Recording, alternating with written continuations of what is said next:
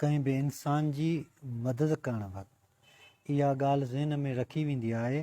त असांजी नीयत या इंटेंशन छा आहे। यानी असां ख़ुदा खे अलाह साईं खे राज़ी करण जे लाइ कंहिं माण्हू जी मदद करे रहिया आहियूं। पर अॼोके दौर में हिकु अहिड़ो ट्रेंड हली चुको आहे जो असां इंटेंशन या नियत जी जाइ ते असां अटेंशन हासिलु करणु चाहींदा आहियूं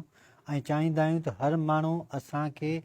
इहो ॾिसी लाइक करे या पसंदि करे त ॾिसो असां बि सखी आहियूं, असां बि ॾियण वारा आहियूं ऐं असां बि मदद करण वारा आहियूं।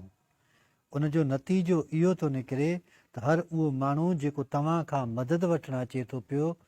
उहो एतिरो त पशेमान थो थिए, एतिरो शर्मिंदा थो थिए जो हू मदद वठण जे लाइ जॾहिं हथु वधाए थो त हुन जी अखियुनि में निमाणाई, हुन जे लहजे में सुस्ती ऐं हुन जे अंदाज़ में पशेमानी हूंदी आहे। जॾहिं बि को माण्हू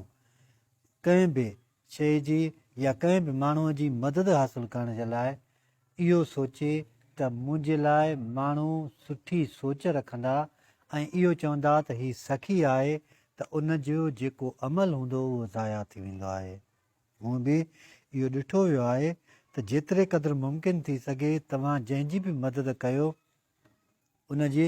तव्हांजे हथ ॾींदड़ वारे खां सवाइ जेको ॿियो हथु आहे उनखे बि ख़बर न पए। पर इहो ॾिठो वियो आहे त असां हर मोड़ ते सिर्फ़ु प्रोपेगंडा, मशहूरी, नालो ऐं शोहरत जे पोयूं एतिरो डुकूं था पिया जो असां खां इहे ध्यान मां लही थियूं वञनि शयूं। कोशिशि कयो त जॾहिं बि तव्हां कंहिंजी मदद कयो